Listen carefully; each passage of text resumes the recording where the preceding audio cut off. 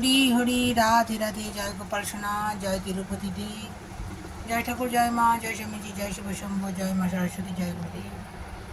ভোগ দর্শন করুন বন্ধুরা, ভোগ দর্শনে দুর্ভোগ কাটিয়ে।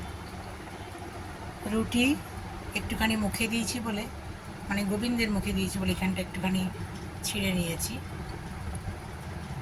আর নিম বেগুন করেছি ঘি দিয়ে।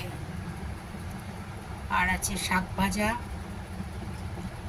ঢ্যাঁড়স ভাজা, বেগুন ভাজা, আর এটা সন্ধ্যে ডাঁটা, আর একটা ঢ্যাঁড়স পড়ে গেছে, আর আলু, তারপর বাদাম, বড়ি, এসব দিয়ে পোস্ত বানিয়েছি।